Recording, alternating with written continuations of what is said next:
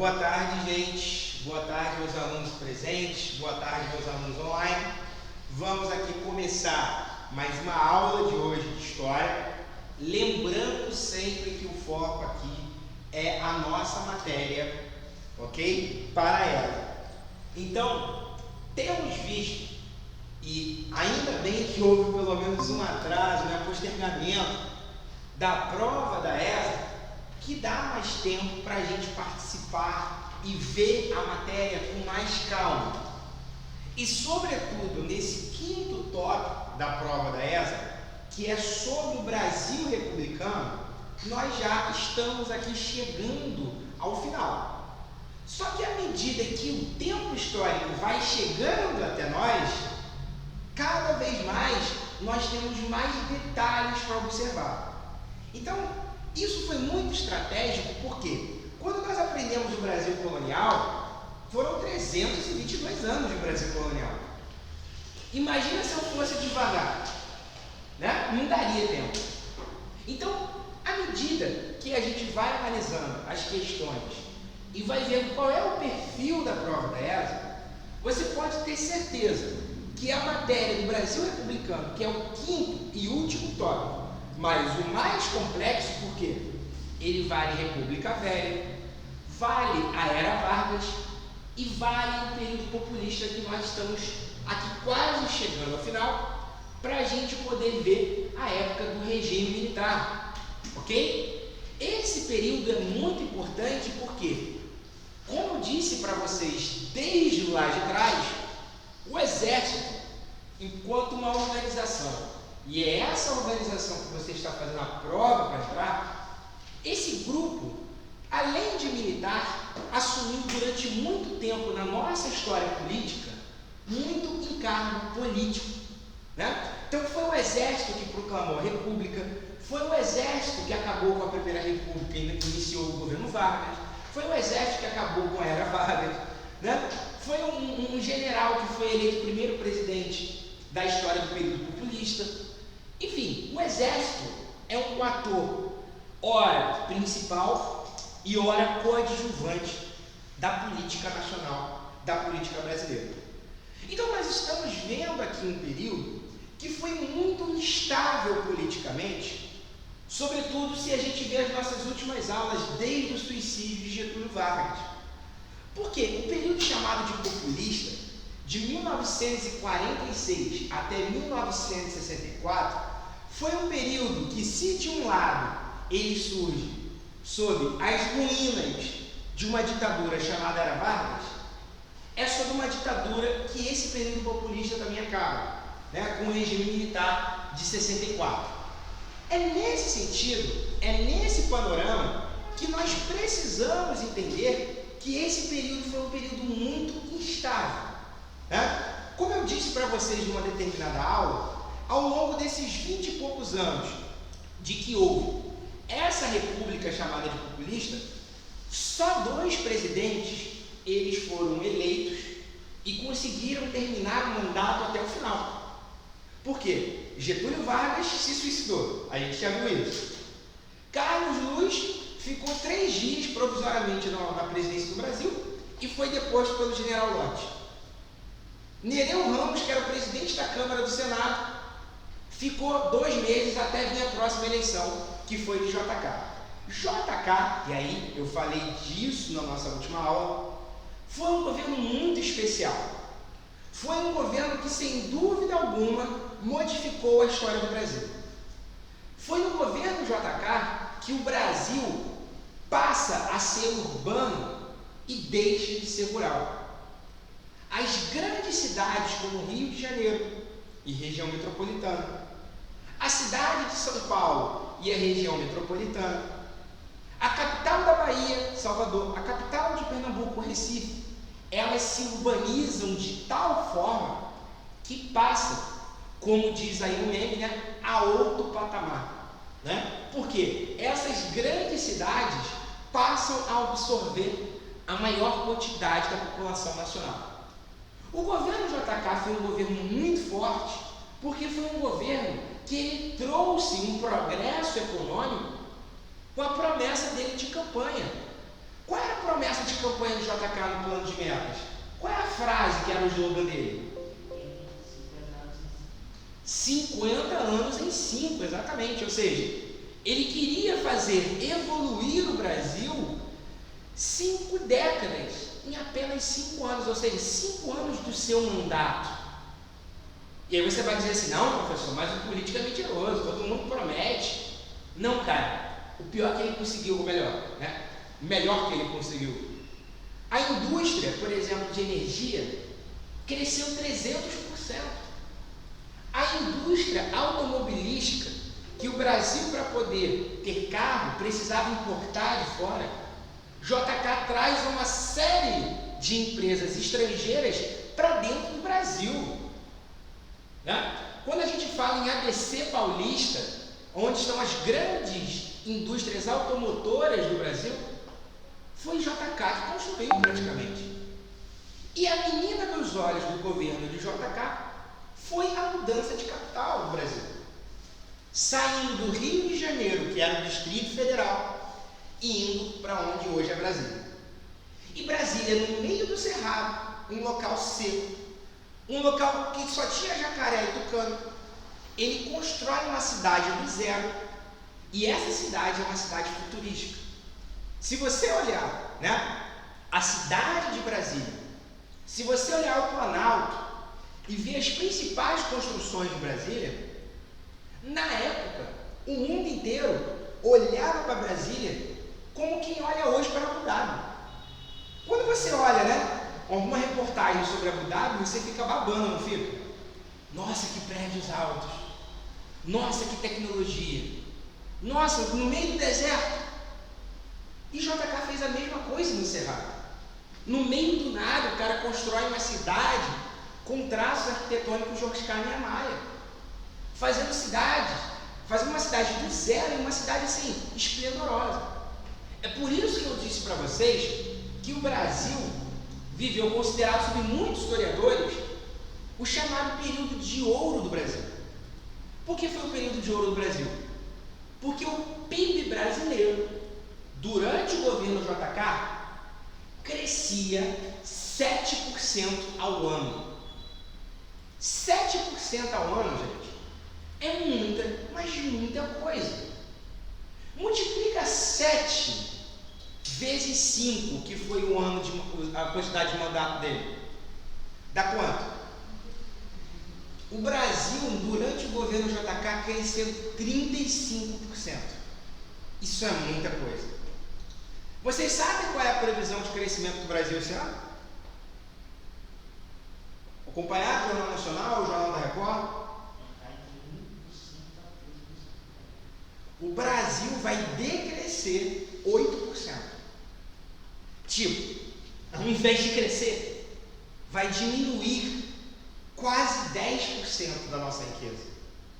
Então, ou seja, não é qualquer presidente que tem no seu currículo todo ano ele entregando 7% de crescimento ao ano.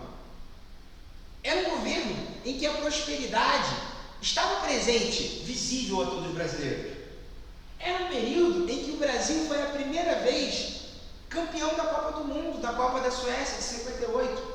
A dupla, né, Garrincha e Pelé. O Brasil, em 1959, inaugura um movimento musical que vai ganhar as rádios do mundo inteiro. Qual é esse movimento musical chamado, na época? A Bossa Nova, exatamente. Né? Como eu disse para vocês naquela live, qual é a música mais gravada do mundo? Não é a Billie Jean do Michael Jackson, não é dos Beatles, não é do Queen, não é a Beyoncé. A música mais gravada do mundo é Garota de Ipanema, de Vinícius de Moraes e Tom Jobim. 2 cariocas, 2 brasileiros, que colocam o som brasileiro no estrangeiro. Então, olha quanta coisa maravilhosa viveu o Brasil, né? Olha quanto clima de otimismo tinha sobre o Brasil. Ah, o Brasil é o país do futuro. Não, calma aí, o futuro já chegou, nós somos agora uma potência. E de fato, o Brasil cresce muito economicamente. É nesse sentido de clima de euforia por o Brasil estar dando certo, mas ao mesmo tempo, né, começar a surgir um novo vilão na história brasileira, o vilão da inflação. Não cabe agora explicar o porquê da inflação agora, mas vale entender o seguinte: quanto mais dinheiro circula dentro de um país, mais a inflação aumenta. Ou seja, a inflação por si só, ela não é um problema. Às vezes você ter o preço das coisas aumentadas não significa que o país está mal, significa que as pessoas estão ganhando dinheiro. Só que qual é o grande problema do Brasil? Que um monte de pessoas saem do interior do Nordeste, do interior de Minas Gerais, e vão morar em grandes cidades como Rio de Janeiro e São Paulo, e nas cidades como Rio de Janeiro morar na Cidade de Deus, morar na Massinha, morar na Vila Aliança, morar em favelas. E essas pessoas não conseguem se inserir no mercado da mesma maneira como as pessoas já estão empregadas. Então a inflação no Brasil, ela foi muito perigosa, porque existia um monte de pessoas no Brasil que não eram população economicamente ativa, não participavam do mercado de trabalho. Então, quando o preço das coisas aumenta e as pessoas têm emprego, tá suave, né? Agora, quando as coisas aumentam e a pessoa é desempregada, só Deus sabe o que a pessoa faz para poder se alimentar. Foi nesse clima, né, de uma mistura de otimismo pelo Brasil e uma mistura de sentimento de preocupação com a inflação que surge, e aí entrando na aula de hoje, um candidato de São Paulo. No mínimo, um adjetivo pode ser aqui dito, no mínimo estranho. Esse cara que está na foto, o Jânio Quadros, você já pode notar pelo seu semblante, né? As suas sobrancelhas grossas, um olhar meio carrancudo. Ele, depois, quando você chegar em casa, coloca no YouTube entrevista Jânio Quadros. Jânio Quadros, ele era um cara que falava assim, ok, tá bom? Ele gritava, falava muito rápido. Mas ao mesmo tempo, ele era um cara que tinha uma língua muito rebuscada. Ele é daquele tipo de político que quando ele fala, você tem que estar com um dicionário do lado. Porque ele é um cara que fala muito bem, usa muito bem a língua portuguesa, fala muito bem a língua. E Jânio Quadros, ele era um fenômeno político na década de 50. Jânio Quadros, na década de 50, ele ganha tudo com que ele se candidata. Ele se candidata como vereador por São Paulo, em 1952, porque ele era professor de literatura e os alunos dele incentivaram: pô, professor, se candidata aí. Ele falou: vamos candidatar. E ele ganhou para vereador. Depois teve eleição para prefeito de São Paulo. Ele ganhou. E depois teve eleição para governador de São Paulo. E ele ganhou. Ele não conseguiu terminar um mandato, porque ele saiu ganhando tudo o que ele competia. Ele era uma sensação eleitoral. E ao mesmo tempo, ele trazia com a sua imagem, como presidente, primeiro, um cara que lutava contra a corrupção, contra a vagabundagem na política, contra as pessoas que roubavam dinheiro. Então, Jânio Quadros, ele era encarado como sendo um cara, né, pela sua própria cara, você já viu isso, um cara sério, comprometido com a verdade, um cara que não quer saber de jogo político, de disse-me-disse, roubalheira, corrupção, né? Caixa 2, não. Ele é um cara correto, que não rouba. E por outro lado, Jânio Quadros, ele tinha um lado que ele era de opinião muito conservadora nos costumes. Ele tinha opiniões muito, vamos dizer assim, que na época era ligado muito ao pensamento católico ortodoxo. Então vou dar um exemplo aqui para vocês. Quando ele era prefeito de São Paulo, ele fez uma medida, né, que até hoje as pessoas debocham muito. A gente vai rir um pouco aqui na aula de hoje. Quando ele foi prefeito de São Paulo, ele assinou um decreto em que ele criminalizou o skate na cidade de São Paulo. porque skate é coisa de vagabundo, não é coisa de brasileiro, e os skatistas ficam ali, né, mandando ollie flipper, né, sei lá qual é o nome da manobra que dá, fica aqui enchendo o saco um monte de jovem vagabundo que não está trabalhando, e fica aqui andando de skate. Então, para acabar com isso, vamos cortar o skate. Então, ele criminalizou o skate na década de 50 em São Paulo. Então você vê que ele, ao mesmo tempo que ele era um cara anticorrupção, ele era um cara que era ligado a uma prática conservadora dos costumes. Então, para ele, o skate era uma afronta à sociedade. Para ele, o skate era coisa de vagabundo. Para ele, o skate tinha que ser banido do Brasil. E ele pensava, quando eu chegar à presidência, eu vou fazer muito mais coisa. E ele fez um monte de coisa que a gente vai ver aqui na nossa aula do ponto de vista conservador.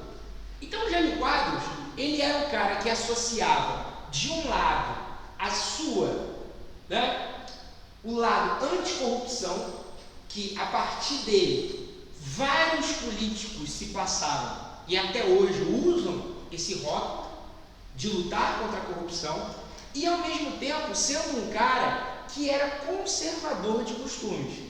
Ou seja, skate é coisa de vagabundo, né? E eu não vou antecipar aqui as outras coisas que ele achava que era de vagabundo também, que a gente vai dar uma risada aqui na sala, né? Mas tem uma coisa que é interessante, que como eu disse aqui para vocês, que é... Quer fazer a pergunta? Uma coisa que é muito interessante, eu cantei aqui um pedacinho para vocês do jingle do Getúlio Vargas, na época que ele foi candidato, né? Bota o retrato do velho, bota o retrato de novo, né? Era o jingle de campanha do cara, marchinha de carnaval. E o jingle do Jânio Quadros, se puder voltar o slide ali, que ali tem uma imagem que é bem marcante. Não. O primeiro slide ali, logo de cara, ele tem um negócio ali que é bem interessante, que é uma imagem dele com uma vassoura. É esse? Não, o de cima. É o primeiro. Isso. Essa imagem dele é uma imagem dele com uma vassoura. Por quê? Ele teve a ideia, estrategicamente política, de associar a sua imagem com uma vassoura. Por que ele seria uma vassoura? Porque ele ia varrer os vagabundos do Brasil. Porque ele ia varrer, né, os filhos do Satanás do Brasil. Porque ele ia varrer quem fosse imoral do Brasil. E aí, a marchinha dele, né, que foi o jingle dele de campanha, foi fenomenal. Depois vocês podem ouvir no YouTube. É assim: varre, varre, vassourinha, varre, varre a bandalheira, que o povo está cansado de sofrer dessa maneira. Jânio Quadros é a esperança desse povo abandonado. Jânio Quadros é a certeza de um Brasil moralizado. Alerta, meu irmão, vassoura conterrâneo, vamos vencer com o Jânio.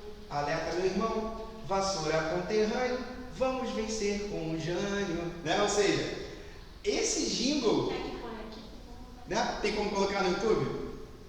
É muito bom, né? Que a letra dele...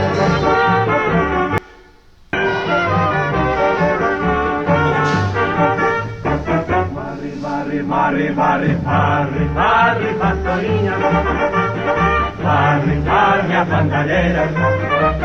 O povo está cansado de sofrer dessa maneira. Jânio Quadros é a esperança desse povo abandonado. Jânio Quadros é a certeza do Brasil moralizado. Alerta, meu irmão, vassoura conterrâneo, vamos vencer com Jânio. Ou seja, o jingle dele era um jingle que ele andava, né? E a campanha dele foi bem emblemática, porque onde ele fazia discurso, ele estava com uma vassoura, porque ele era a vassoura que ia varrer o Brasil de um Brasil moralizado.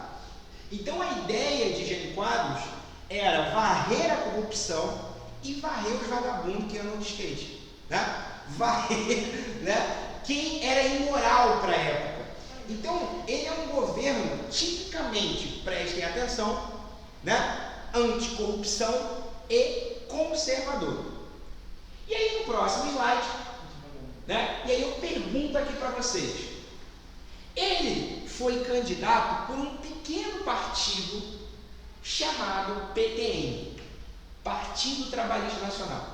Eu disse aqui para vocês que tinha os 3 principais partidos, a UDN, o PSD e o PTB. O discurso anticorrupção e o discurso conservador dos costumes atraiu a atenção de qual partido? O PTB, o PSD ou a UDN? A UDN que tinha como líder máximo o jornalista carioca Carlos Lacerda, que mais tarde vai se transformar o governador da Guanabara, né, que vai construir a UERJ, né, que vai fazer algumas coisas realmente boas para o Rio de Janeiro. Ele vai construir a Cidade de Deus. Qual é o projeto da Cidade de Deus? É fazer com que acabe a favela e as pessoas morem num bairro decente. Só que o que aconteceu com a Cidade de Deus? Né? Em pouco tempo depois já estava uma favela cheia de gambiarra. Já cresceu. Cresceu, exatamente. Por quê? Criou-se uma nova favela. Por quê? Né? Carlos Lacerda, ele era o representante da UDN e ele era um cara que tinha noção que o Brasil tinha que lutar contra a corrupção e ao mesmo tempo tinha que haver o combate a desvios morais do Brasil, ou seja, do brasileiro. Né? Então eles viam com muito maus olhos qualquer novidade para a época. Por isso que eles são conservadores. Então eles não gostavam do rock na época, né? Eles falavam mal do skate, do surf. Carioca, então, na praia é um vagabundo nato para essas pessoas, né? Então, né, esse pensamento dessa galera vai fazer com que seja eleito Jânio Quadros presidente com 48% dos votos, ou seja, voto pra caramba, né? E apoiado pela UDN. Então, por mais que ele não fizesse parte de um grande partido, fizesse parte de um pequenino partido, ele recebia apoio da UDN e de Carlos Lacerda. E aí uma informação muito importante para vocês saberem na aula de hoje é que, mais uma vez, quem foi eleito vice-presidente nesse governo, porque na época não existia uma chapa única, quando você vota no presidente já vota no vice, né? Na época não, você votava para presidente e votava diferente para vice. Então o povo brasileiro escolheu como presidente um cara à direita, ok? Votou no Jânio Quadros e como vice, muito estranho, escolheu João Goulart, também chamado de Jão, ligado mais à tradição de esquerda, herdeiro político de Getúlio Vargas, como a gente já conversou aqui, né? Então, esse pensamento de Jânio Quadros, de que ele é contrário à corrupção, de que ele é um cara, né, que vai moralizar o Brasil, como ele diz no próprio jingle, né?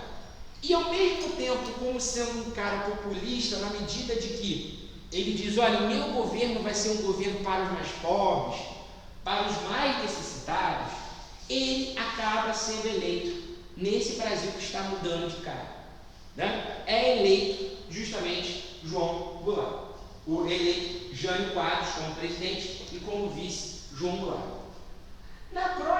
No próximo slide, vocês vão ver duas imagens que são bem interessantes, né? A imagem ali à direita é aquilo que eu falei da campanha eleitoral dele, onde ele ia com uma vassoura para mostrar sua presença. E aí, tem uma foto muito premiada de um jornalista, se não me engano que é do Globo, que ele tirou uma foto no mínimo estranha, né, pai? Muito estranha. Né? Tipo, a pergunta que se faz aqui é, como que ele conseguiu fazer isso? Né? Eu não sei se ele viu, sei lá, Exorcista de Emily Rose, né? Exorcismo, não sei se ele viu esses filmes de terror, mas é uma foto no mínimo estranha. Ele está com um pé para um lado, um pé para o outro, o tronco para um lado, a cabeça para o outro. Né? Com a postura ali, meu filho, né? Que uma coluna dessa não tem como. Mas o cara está todo estranho. E essa foto ela foi muito usada na época para tentar capturar a personalidade dele. Né? Porque é um cara minimamente estranho. Como eu disse, um cara que no meio de uma conversa ele começa a gritar. Né? Eu não sei se você conhece pessoas assim, né, que são estranhas, assim, quando estão conversando, começa a gritar, né? Tipo, já é estranho isso, né? Um cara com uma sobrancelha gigante, com um óculos fundo de garrafa e com um olhar assim, né? Sisudo, com uma cara de mal. E ao mesmo tempo, um cara que proibiu o skate, né? Imagina um presidente, um líder falando assim, não, vamos proibir o skate porque skate é coisa de vagabundo. Né? No mínimo estranho. E ele, de fato, no governo dele, como a gente vai ver, ele era um cara meio desvairado, assim, como a gente vai analisar aqui no governo dele. Ele era um cara que, né, ele deu tiro para tudo que é lado. Ele se perdeu no governo. Tanto que ele foi um dos presidentes com menor tempo de presidência do Brasil. Ele renuncia diante da sua impopularidade logo no primeiro ano de mandato, em 7 meses apenas de governo. Então essa foto ela foi usada na época para zombar da cara desse presidente. Por quê? Essa pose dele era uma pose que a gente se pergunta, como ele fez isso? Como é possível haver alguém que faça isso?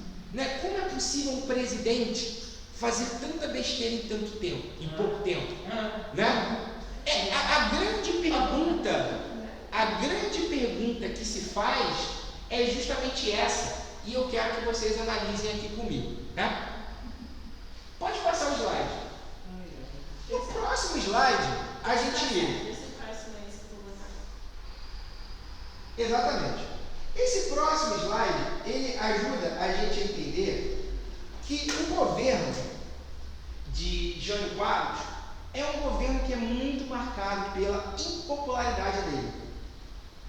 Né? Ele foi um cara que conseguiu arrumar briga com todos os setores da sociedade. Arrumou briga com a UDN, arrumou briga com a esquerda, arrumou briga com a direita, arrumou briga com as mulheres, arrumou briga com todo mundo. Né?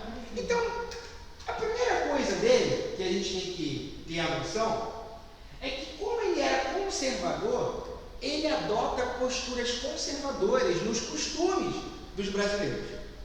Então, o Jânio Quadros, ele é um cara que ele proíbe as rinhas de galo. Né? As rinhas de galo, na época, era uma grande atração das feiras do Brasil. Era uma grande atração dos bairros, porque era como se fosse uma UFC, só que galinha lutando, e as pessoas que estavam ali bebendo cachaça e apostando dinheiro. Então esse ato de jogar jogo, ver gente sangrando, no caso uma galinha, né? Galinha se matando, gente apostando e eles enchendo a cara, aquilo ali representava um mau costume. Então o Jânio Quadros, numa canetada só, ele proíbe as rinhas de galo no Brasil. Né? Por que ele fez isso? Não sei. Né? Por que ele tomou essa atitude? Não sei. Mas ele tinha uma vontade de realmente moralizar os costumes do Brasil. Né? Outra coisa que ele faz também, uma lei esdrúxula, que é proibir as corridas de cavalo no meio de semana. Para quê? Meio de semana é dia de pessoas trabalharem, não de ficar apostando em corrida de cavalos de vagabundo. Né? Vai trabalhar, pô. Né? É a mesma mentalidade que ele proibiu o skate quando ele era prefeito. Por quê? Para ele, ao invés das pessoas estarem andando de skate, ou então apostando em cavalo, ou vendo briga de galo, né? Para ele tinha que trabalhar, pô. Então vamos caçar esse direito do brasileiro. Não pode mais apostar em jogos de cavalo, corridas de cavalo. E a mais, assim, polêmica dele, sem dúvida alguma, e essa é muito lembrada na história do Brasil, é que na década de final de 50 e início de 60, né, começa a ter a consciência das mulheres, da liberdade de escolha, liberdade sexual, liberdade política. E entre uma dessas liberdades era a liberdade de vestimento. E a maior novidade que vinha da França e que veio para o Brasil e que deu muito certo na nossa cultura é o biquíni. Então, o biquíni e os maiôs na praia, na época, era um escândalo para os setores conservadores da sociedade. Desfiles, por exemplo, de Miss Universo, de maiô, desfilando lá na passarela, para Jânio Quadros era uma coisa horripilante, porque para ele era uma prostituição ao céu aberto. Não? Para ele, a roupa, como um biquíni, a roupa de banho, era um símbolo do Satanás. Era um símbolo de um Brasil que está mudando, mas não pode mudar muito assim não. Então o que ele faz? Ele faz a incrível lei de proibir os biquínis no Brasil. Então, em programas de auditório, em programas de calouro, que na época tinha um monte, em Miss Universo, e principalmente nas praias de Copacabana, em Ipanema, o que ele faz? Manda a polícia prender ou até mesmo multar mulheres que usavam biquíni na praia. Então você vê que Jânio Quadros, ele era um cara muito conservador nos costumes, em que para ele as mulheres nunca, mas nunca poderiam usar biquínis e achar normal estar de biquíni numa praia. Então o que ele faz? Ele proíbe. Então por essa, você já vê que ele é um cara muito conservador no pensamento, um cara com pensamento de proibir o biquíni, que em São Paulo já proibiu o skate, faltou pouco para proibir o surf, o cara que não tinha uma visão liberal dos costumes, era um conservador. Então, ele tinha uma postura para o projeto dele de Brasil, quando ele chega à presidência, de moralizar os costumes que para ele o Brasil estava longe demais, estava se transformando em libertino no Brasil. E para ele tem que haver os princípios conservadores dos valores da família e que mulher não pode andar de biquíni na praia. E se for ainda assim para a praia de biquíni, ela vai ter que pagar multa ou pode parar na cadeia, segundo a visão de Jânio Quadros, ok? Alguém quer fazer uma pergunta? Próximo slide. O próximo slide é também um tanto quanto maluco, porque aí volta aquela imagem. Não, isso. Que volta tanto quanto aquela imagem que eu disse para vocês. Aquela imagem. É um cara que olha para um lado, está com um pé no outro, que está com a coluna contorcida, com um pé ao contrário, parecendo um curupira. O cara está todo contorcido, ele não tem uma orientação. E aí Jânio Quadros, que tinha um temperamento assim, muito explosivo, muito animado com uma coisa, quando ele se animava, ele amava, e quando odiava, ele odiava, Jânio Quadros, ele tinha, de um lado, o apoio da UDN, que era o principal partido de direita, e a UDN, no meio da Guerra Fria, gente, no meio das revoluções comunistas havendo no mundo, você acha que a UDN apoia quem? Os Estados Unidos ou a União Soviética? Estados Unidos, capitalismo. E Jânio Quadros, ele faz uma coisa que é inusitada. No meio da Revolução Cubana, com a vitória de Fidel Castro, a instauração do comunismo, ele manda trazer o Che Guevara, o guerrilheiro comunista, lá de Cuba, para receber uma medalha do Cruzeiro do Sul. A comenda do Cruzeiro do Sul foi uma premiação brasileira inaugurada por Dom Pedro I, de uma tradição de presentear lordes, de garantir uma homenagem a pessoas seletas do Brasil ou do mundo. E quem Jânio Quadros escolhe?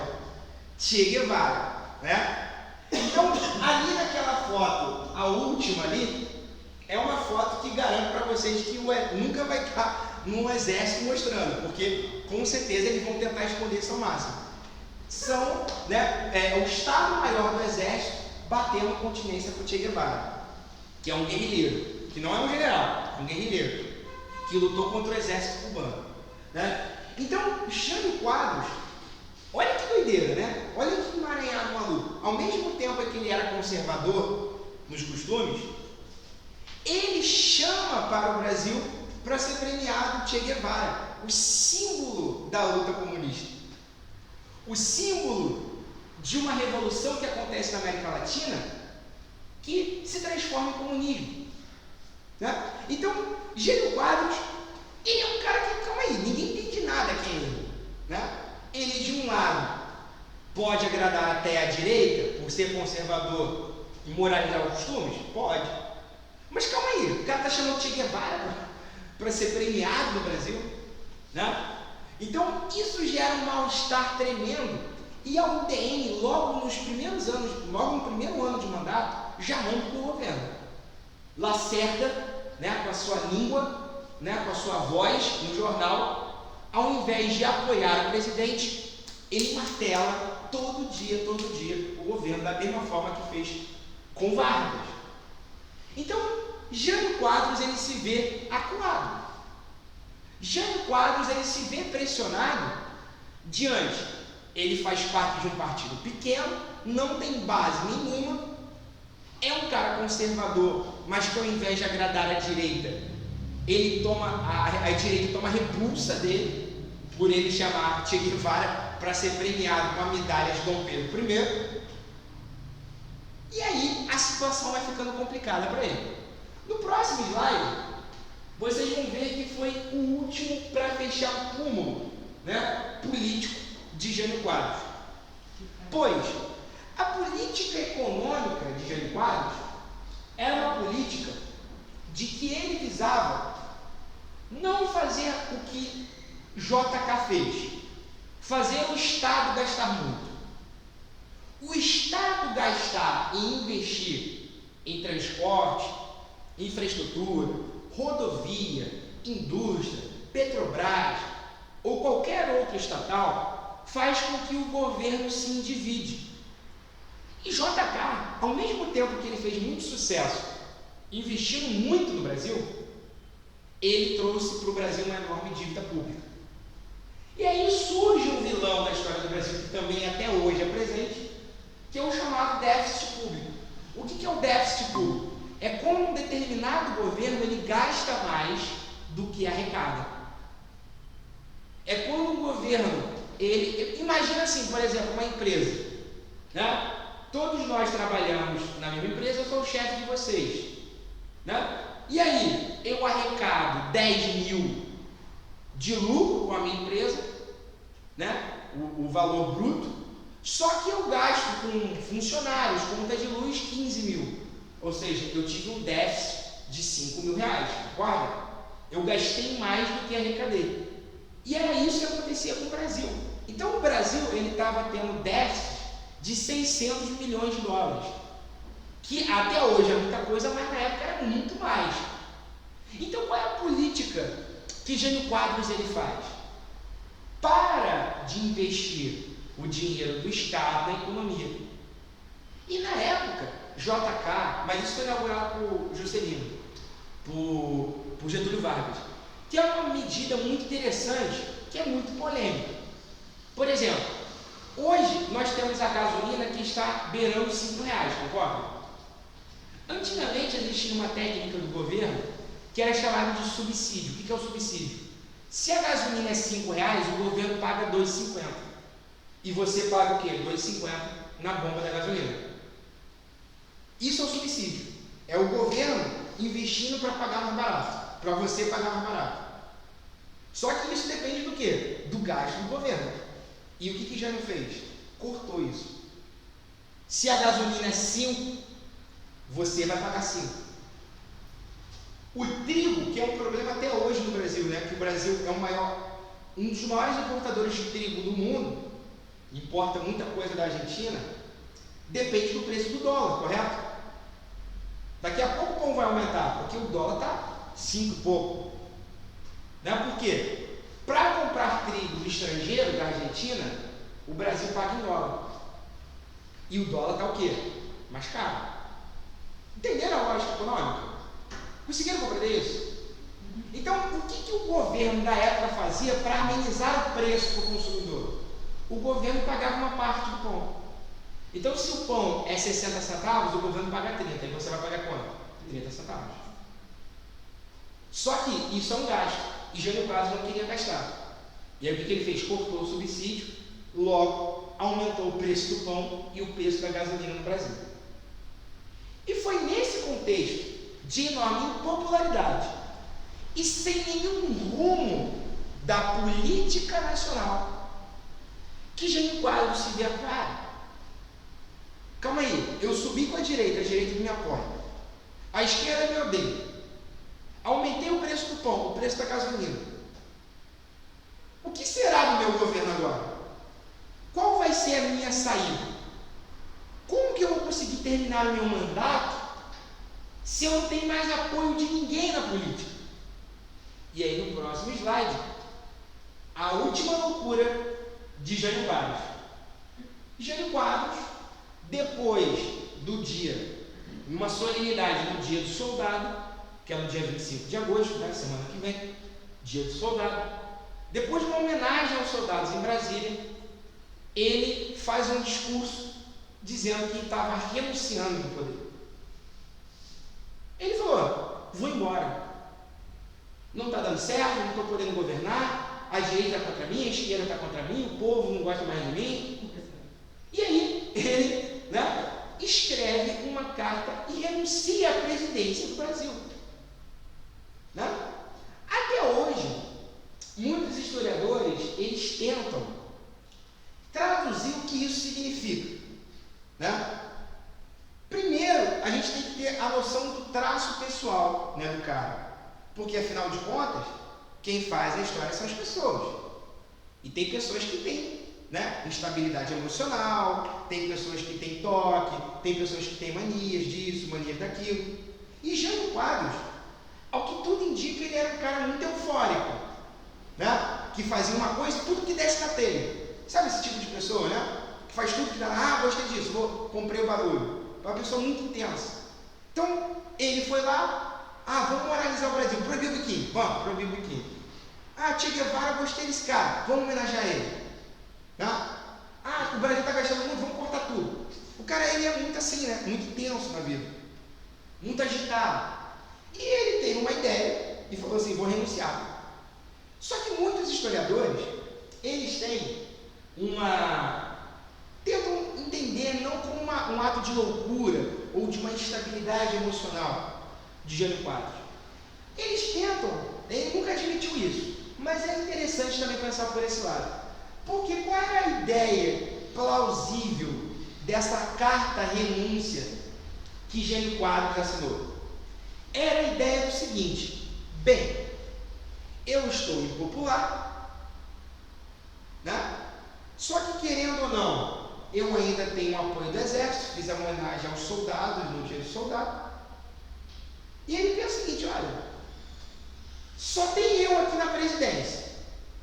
Vocês acham que o exército, vocês acham que a classe política da direita vai apoiar que meu vice assuma? Quem é o vice dele? João Goulart, PTB, herdeiro político de Getúlio Vargas, de esquerda. Então o Jânio Quadros, ele faz uma aposta muito insana, uma estratégia bem arriscada, com uma grande probabilidade de erro, de ele mandar uma carta para o Congresso renunciando, o Congresso não aceitar a renúncia dele e ele voltar à presidência com mais poder. Só que dá tudo errado, porque ninguém quer ele no poder e justamente ele cai fora. Como eu disse, era uma estratégia muito arriscada, com uma grande probabilidade de erro, e deu erro. Por quê? Ele possivelmente tinha uma ideia de que ao renunciar, ele ia fazer o seguinte: ninguém quer o Jango, ninguém quer um cara de esquerda, então volta mesmo, vem você mesmo, Jânio Quadros, fica aí no poder e faz o que tu quiser, né? Só que não foi isso que aconteceu, e como a gente vai ver na próxima aula, isso vai dar um pano para a manga danado, que ele vai botar mais lenha na fogueira num momento de instabilidade nacional. Então, Jânio Quadros, ele abandona a presidência após 7 meses de poder, 7 meses fazendo só coisa boa, né? no poder, né? Agradando a todos os brasileiros, e ele sai do poder e volta para a sua escola para dar aula de literatura, né? O cara é bem estranho. Na década de 50, ele venceu para vereador, venceu para prefeito, venceu para governador, venceu para presidente, e ele troca tudo e vai dar aula dele de português na escola dele, né? Ele abandona.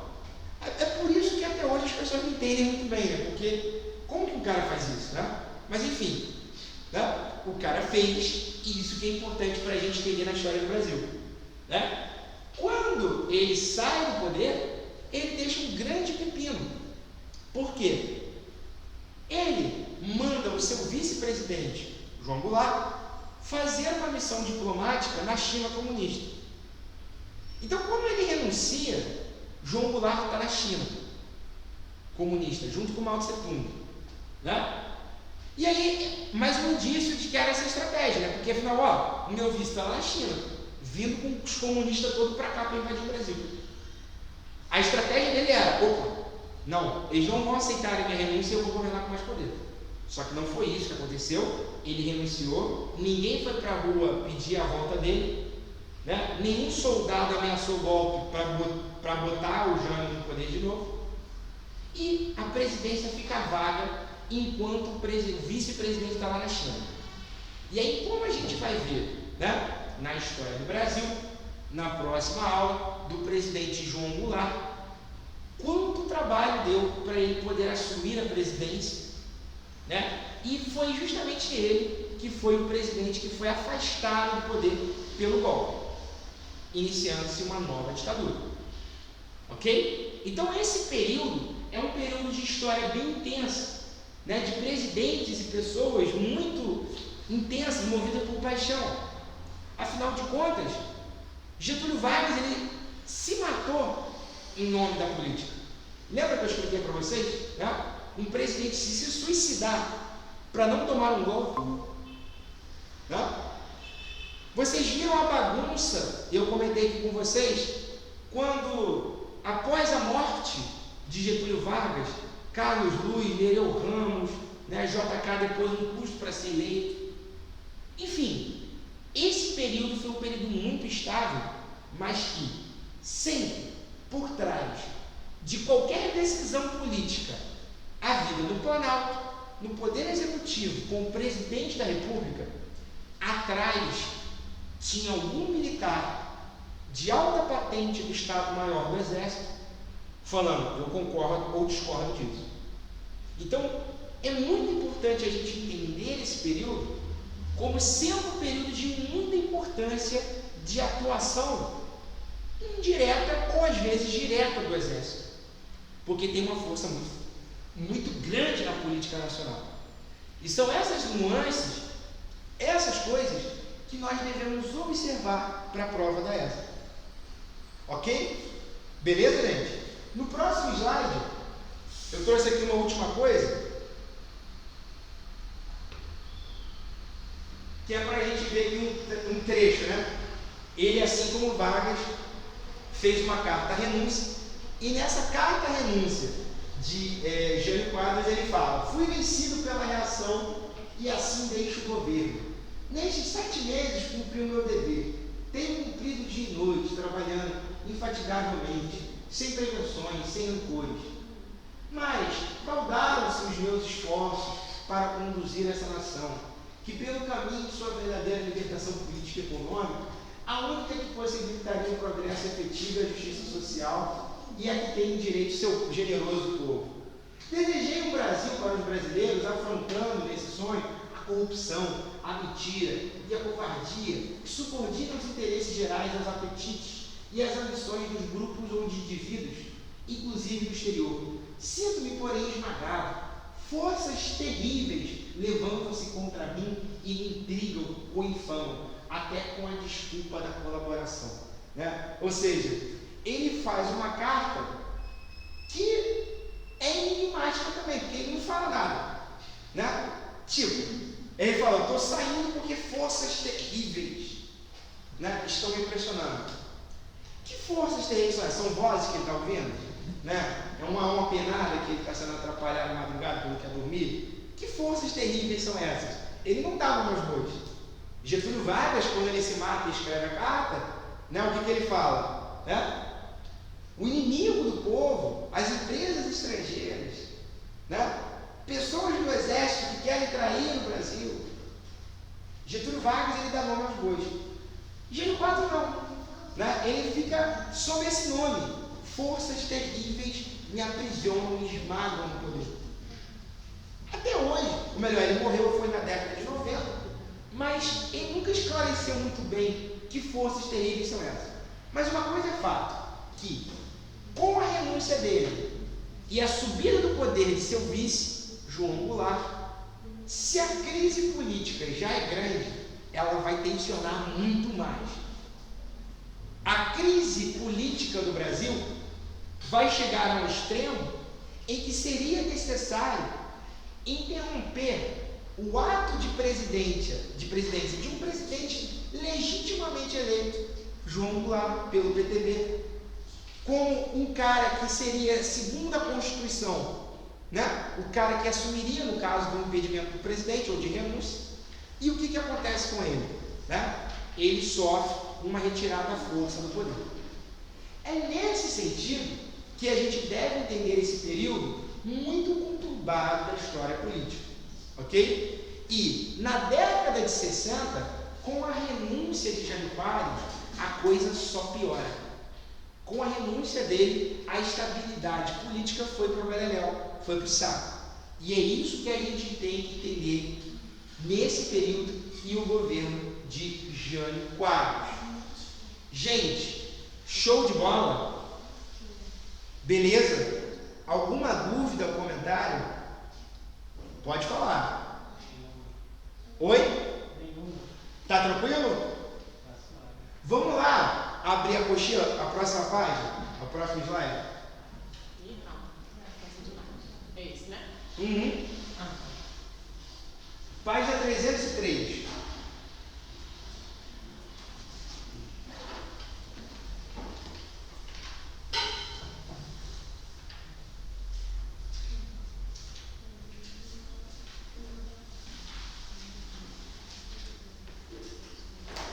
Página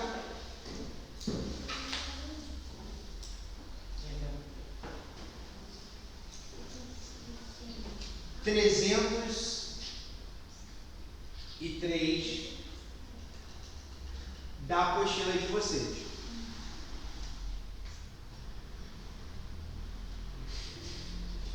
Jânio Quadros representou uma reviravolta no sistema político da época. A pergunta que eu faço a vocês é: por que Jânio Quadros ele representou uma reviravolta? Por que ele foi uma reviravolta da política da época?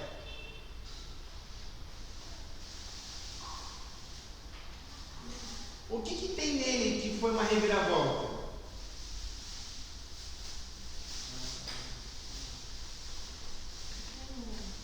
São vários elementos.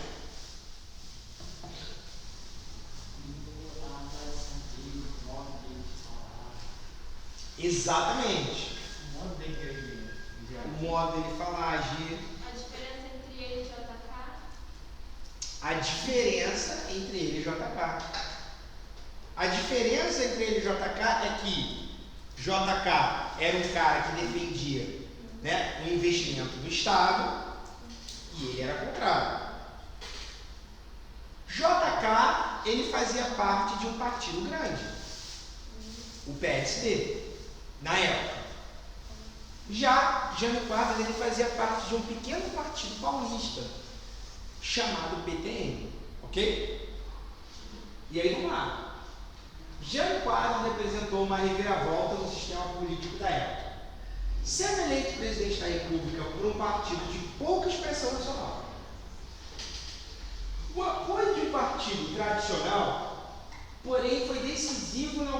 atenção de uma diferença de mais de 1 milhão de votos.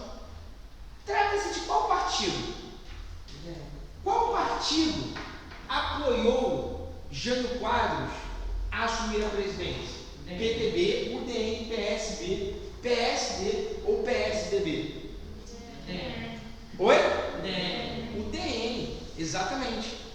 A UDN enxergava em Jânio Quadros a oportunidade de chegar ao poder.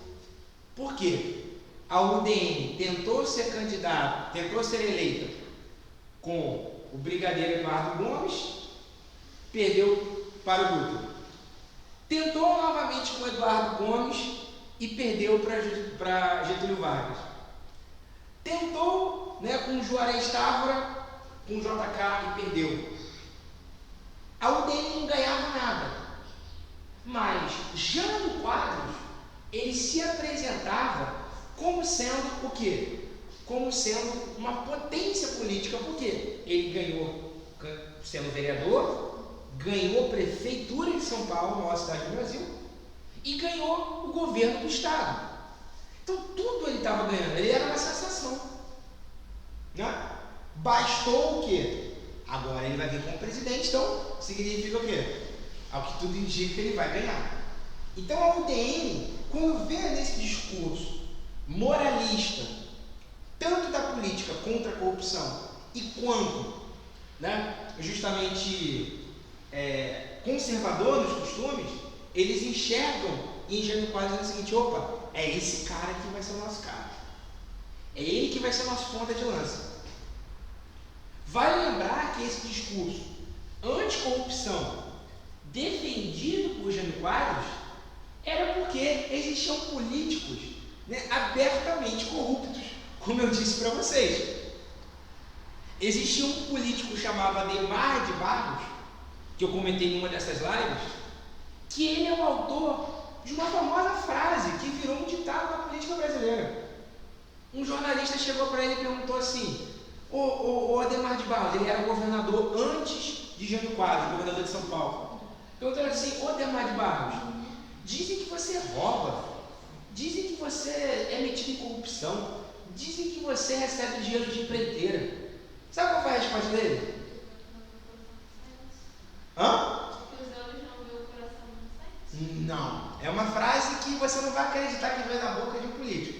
Mas todo mundo fala dos políticos. Não. A frase dele simplesmente foi a seguinte, Érica: eu roubo, mas faço. Eu roubo.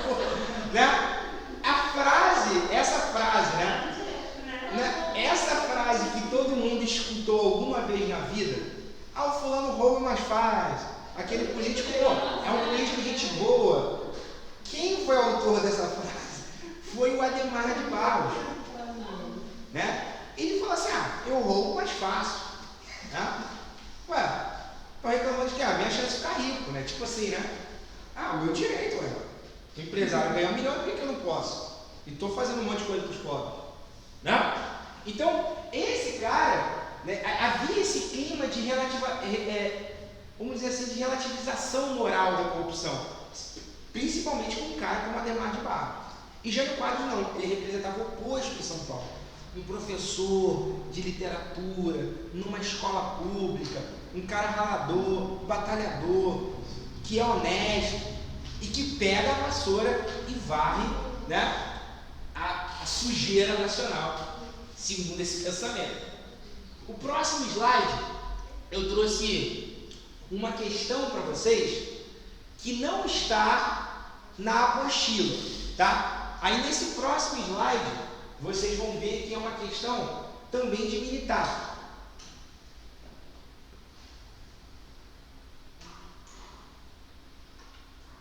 Eu quero ver quem vai citar essa, hein? Vamos lá. Na foto, quem é esse daqui? Tudo bem que dá para ver direito, Esse aqui é o Jânio Quadros. Esse é o JK.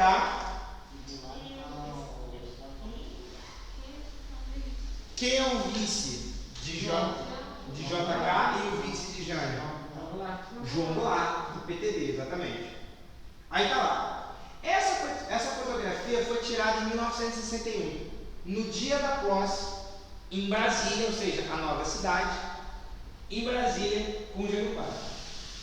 Na posse de Jânio Quadros, na presidência da República. E mostra João Goulart, recém-eleito vice-presidente. Jânio Quadros discursando com a faixa presidencial e Juscelino, antecessor de Jânio na presidência. A pergunta é: a imagem registra um momento marcante da vida política nacional, pois, por que essa imagem é um registro da história do Brasil? Pois a posse de Jânio Quadros representou a ascensão de um programa reformista e nacional desenvolvimentista ao poder. B. A sucessão de JK inaugurou um período marcado de crescimento econômico e estabilidade política. C. Jânio e Juscelino foram aliados na implantação de uma agenda economicamente liberal. D. Apenas muito tempo depois, um presidente civil eleito pelo voto popular tornaria a entregar a faixa a seu sucessor. E aí? Qual é a única alternativa correta? Vem aí teu neurônio aí, ó. Pensa aí devagar. Porque essa daí é cheia de informação mesmo.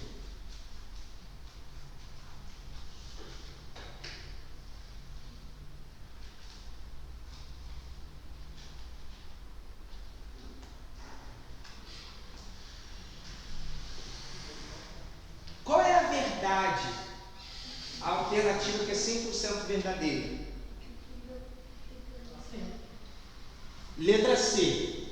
Jânio e Juscelino foram aliados na implantação de uma agenda economicamente liberal e socialmente conservadora. O Jânio, sim, né? Letra A. A posse de Jânio Quadros representou a ascensão de um programa reformista e nacional desenvolvimentista. O nacional desenvolvimentismo é uma ideia típica de qual presidente? Do JK Juscelino Kubitschek. O que é o nacionalismo? O nacionalismo é o Estado brasileiro investindo na economia. O que é o liberalismo? Empresas de qualquer lugar do mundo, mas que tenham dólares, podem investir no Brasil. E o que é o nacional desenvolvimentismo? É a mistura de um pouco do outro com o outro. Tem que haver estatais, mas o governo vai abrir para o investimento estrangeiro no Brasil. Foi isso que o JK fez com a vinda da Ford, com a vinda, né, de empresas estrangeiras. Qual é a única alternativa que a gente pode dizer como correta? Só fazer letra B. Porque governo houve crescimento econômico e estabilidade política. Letra D de dado. Exatamente. Né? E aqui já é um spoiler do que vai haver nas próximas aulas. Por que essa D é verdadeira? Apenas muito tempo depois, um presidente civil, eleito pelo voto popular, tornaria a entregar a faixa para o seu sucessor. O que quer dizer isso? Eu não estou aqui falando ainda do que aconteceu depois, né? Mas aqui já vai dar uma história para vocês do que a gente vai ver. Por quê? Quando foi que foi a próxima vez em que um presidente civil, eleito pelo voto popular, entrega a faixa presidencial para um outro presidente na história do Brasil? Foi em 2003. Então, desde 1961, que não houve isso na história do Brasil. A outra vez que teve a troca troca a faixa presidencial de um presidente civil legitimamente eleito para um próximo presidente civil legitimamente eleito foi do Fernando Henrique para o Lula, em 2003. Aí você vai falar assim, ué, mas e o Collor? O Collor sofreu impeachment. Aí assumiu Itamar Franco. Foi golpe? Não foi, mas não foi um presidente no exercício do mandato normal que entregou. Ok? Lula entregou para a Dilma, mas a Dilma não entregou para o Bolsonaro, porque no meio do caminho havia o Temer. Ok? Então você vê que na história do Brasil é muito comum e é muito presente, tipo, um presidente assumir e não terminar o mandato por algum motivo. Seja porque ele se matou, né? Seja porque ele renunciou, seja porque ele foi impedido, seja porque ele tomou um golpe. Então é muito recorrente na história do Brasil isso. Ok? Então essa foto, ela é uma foto histórica porque ali estão os últimos, né? E aí você vai pensar que doideira, né?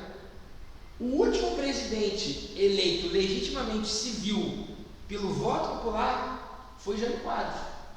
Depois quem assume é João Goulart, porque ele era vice, só que ele é impedido para justamente receber, passar a sucessão presidencial porque iniciou-se uma ditadura. Ok? E só depois do Collor é que vai haver o primeiro presidente civil eleito pelo voto popular na história do Brasil. Ok?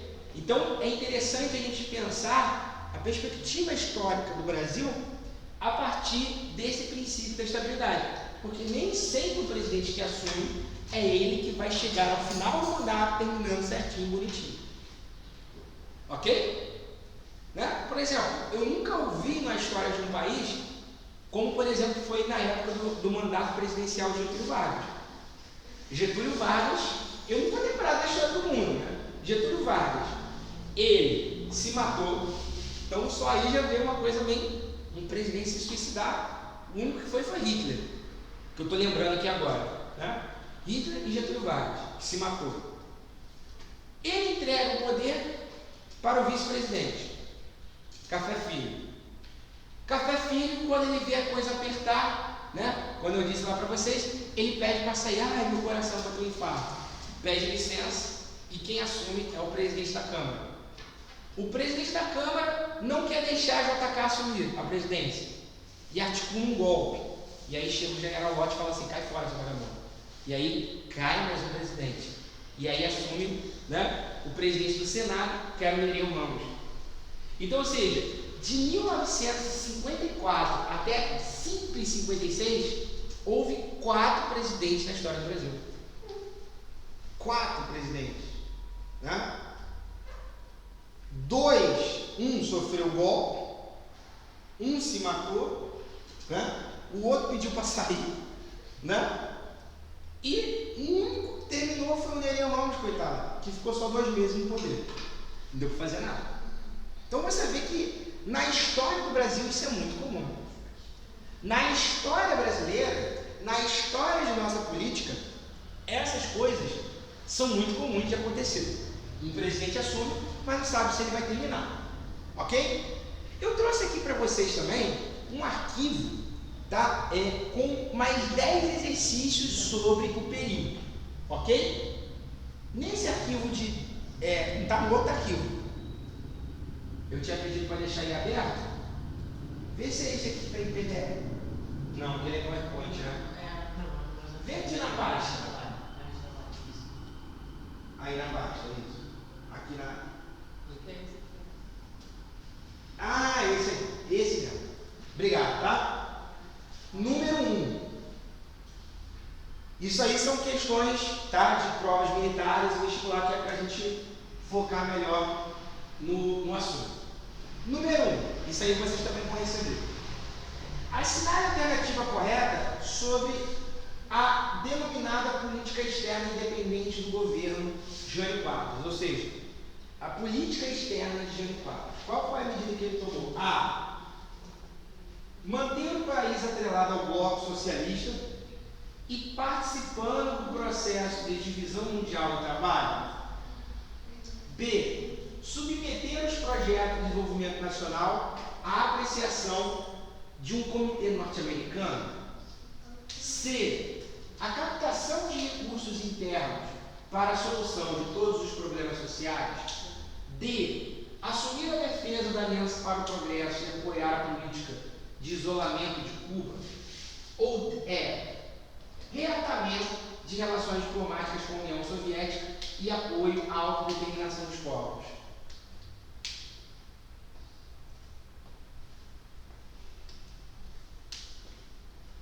Qual é a política externa baseada em Jânio Quadros? Jânio Quadros, quando ele chama o Che Guevara para ser premiado, não era porque ele era comunista, era porque, se antes de Jânio Quadros, quem mandava na política externa era os Estados Unidos,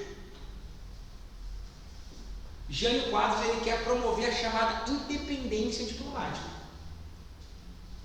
Ou seja, ele quer falar, ó, se a União Soviética quiser negociar conosco, vamos negociar.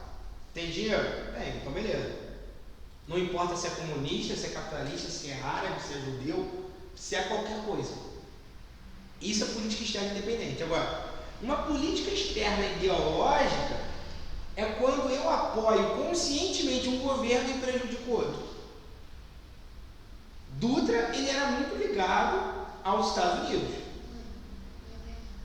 Como diz a famosa frase do período, né, de um diplomata da época, ele diz: o que é bom para os Estados Unidos é ótimo para o Brasil.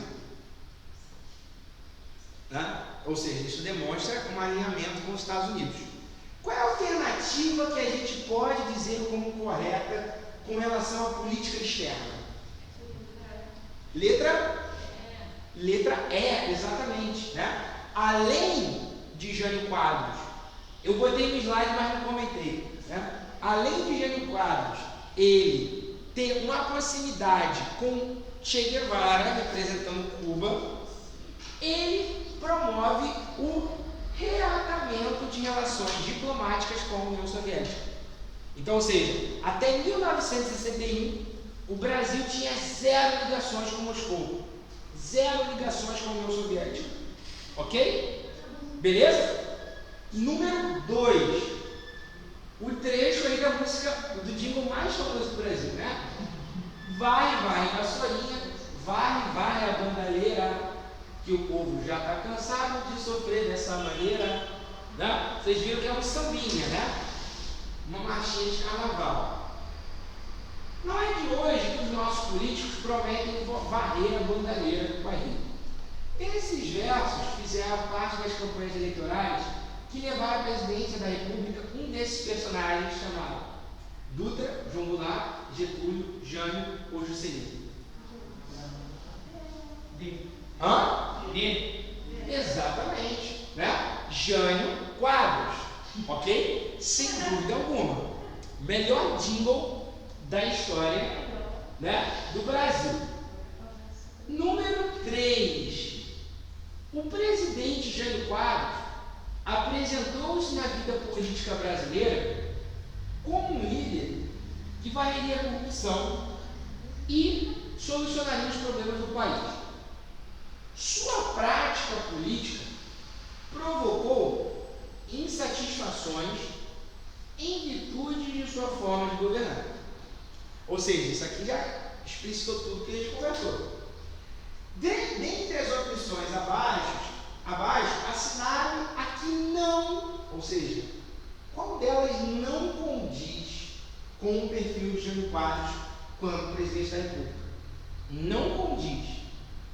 A adoção de medidas esdrúxulas, como, por exemplo, a proibição de corrida de cavalo em dias úteis e uso de biquíni de desfiles, não. Ele não seria maluco de fazer isso, né?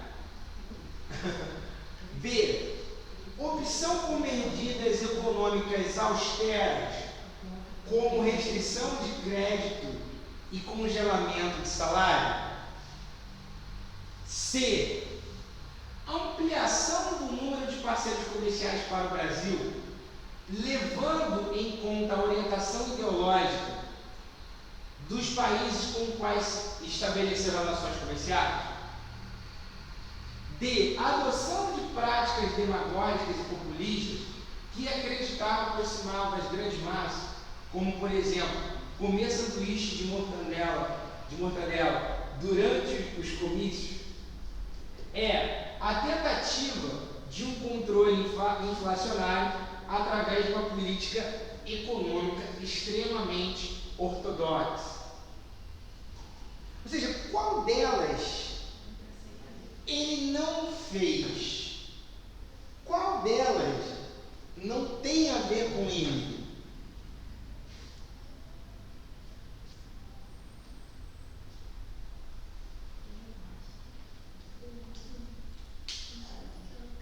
José Vitor perguntou se é letra C. Zé Vitor perguntou se é letra C. Vamos lá. Letra C de casa. Essa letra D, opção por medidas econômicas austeras, o que é um governo austero? O que é um pai de família ou uma mãe de família austera? Quem pode me dizer? O que é esse adjetivo? O fulano é um austero. O que quer dizer isso?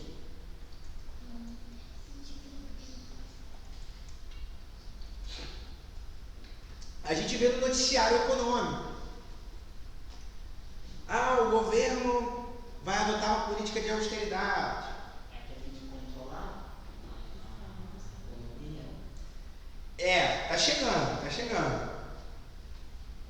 Austeridade é quando, por exemplo, estou dando um exemplo, tá bom? Assim, não tem nada a ver com a nossa vida pessoal. Quando a gente vai chegando no final do mês, tipo lá pro dia 21 de agosto, tá entendendo? E aí quando você recebe o salário no dia 5, quando chega no dia 21, né, no dia 5 você leva a namorada ou o namorado para passear, né? Leva o filho pro parque, né? Compra perfume pra mamãe, pro namorado, pra namorada, né? Só que quando chega no dia 21 de agosto, qual o presente que você dá pro seu namorado, pro seu filho, pra sua mãe? Um abraço, que é uma, né? Você fala assim, mamãe, né? Ou então um mozão. Um abraço é o melhor presente que eu posso lhe dar, né? Porque é saúde, é vida, é contato físico, né? Mas no início do mês você tá como? Presenteando por quê? Paradinha legal, né? Para dar um passeio, comer uma comida maneira, dar um brinquedinho pro filho, né? Agora, no final do mês, a gente está austero. Ou seja, o que é austeridade? É quando você economiza dinheiro e evita gastos. Ok? Então a austeridade é um governo que não gasta muito, é um governo que não investe em muitas coisas, é um governo que não aumenta salários, ou pelo contrário, às vezes até diminui. Ok? Isso também é sinônimo, dentro do linguajar econômico, como ortodoxia. Então, ortodoxia na economia ou austeridade significa a mesma coisa, ou seja, evitar gastos, evitar aumentos, evitar reduzir salários, ok? É um governo que não gasta. E vamos fazer a última saideira, número 4, ali mais embaixo. Será que ele abriu aí? Olha que cara legal, né?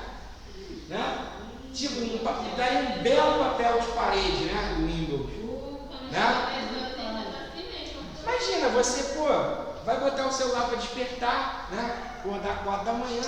Qual foi a resposta do anterior? A resposta é letra C, o Zé Vitor acertou. Letra C, tá? Valeu, Zé Vitor, letra C. Aí você está lá acordando 4h30 da manhã e você vê uma foto desse cara, né? Você começa a ter um dia melhor, né? Vendo o rosto do Jânio Quadros. Pelo menos eu que você.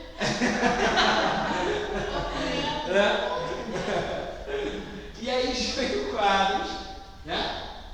Ele está ali, reflexivo, pensando, né? Jânio Quadros se tornou parte da história do Brasil com uma imagem bastante discutível e emblemática.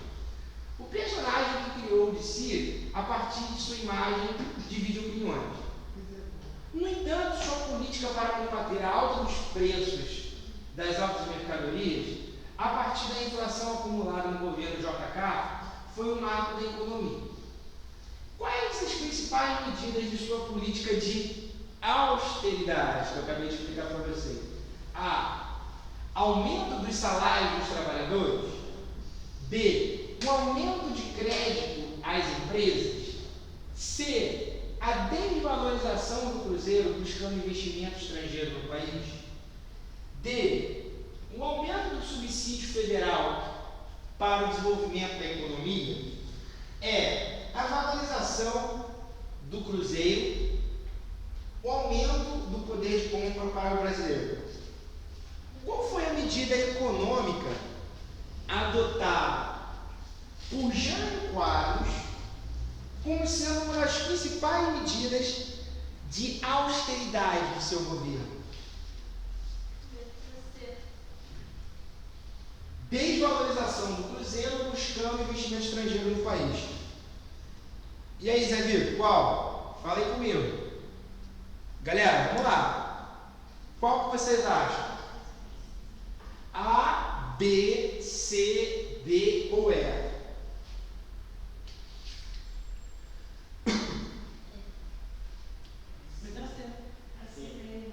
Letra C de casa, exatamente. Ou seja, ele fez uma política de deixar o cruzeiro mais barato frente ao dólar para fazer com que acontecesse o quê? Que o dólar, empresas estrangeiras, viessem com maior facilidade para o Brasil. Então, se o Brasil está tendo muito gasto público, então o que ele faz? Ele conta com o apoio de empresas estrangeiras que tragam riquezas para o Brasil. Ok? Isso é uma medida, né, que é tomada principalmente, por exemplo, pelo governo atual. Concorda? O dólar está quase R$6, o Brasil com um déficit público. E qual é a medida do governo? Né?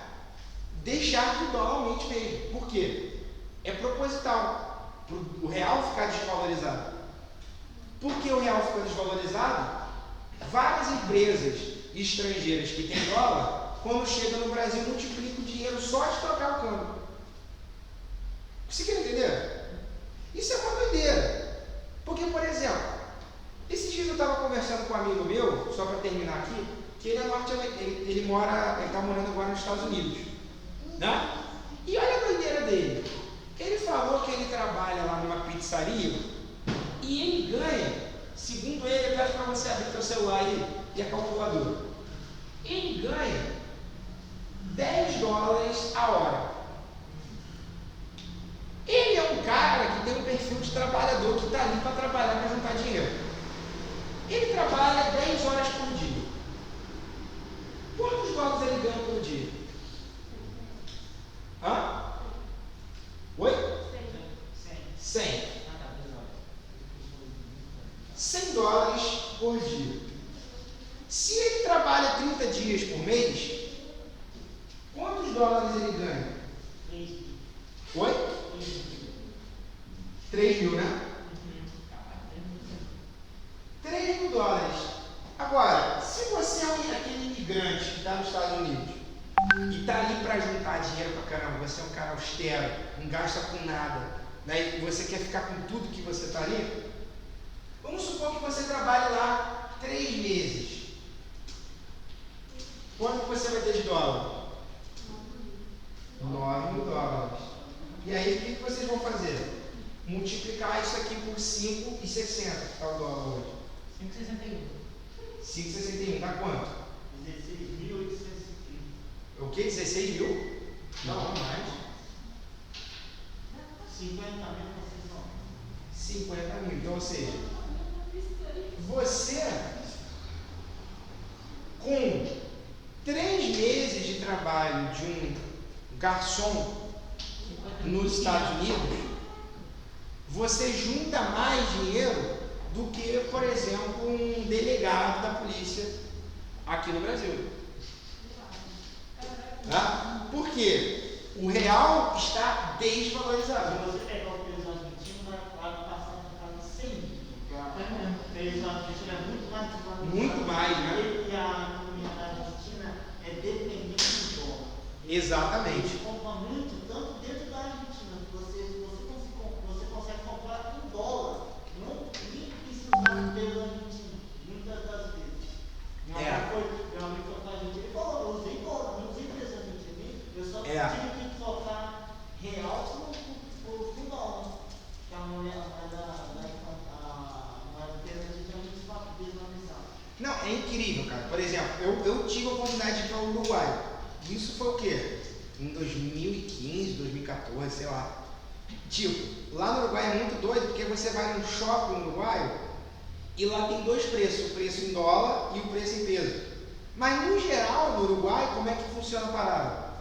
A pessoa que quer comprar uma TV, compra em dólar. Quer comprar uma bala, compra em peso. Entendeu? As coisas baratas, você compra com a moeda nacional. E coisas mais caras como um computador, um carro, você compra com dólar, porque senão você vai ter que levar uma mochila de dinheiro. Tá entendendo? Então é muito mais cômodo você pagar em dólar nesses países. Então no Uruguai também presenciei isso. Gente, show de bola, tranquilo? O arquivo vai ficar disponível para você entre hoje e amanhã, tá bom? Valeu, galera!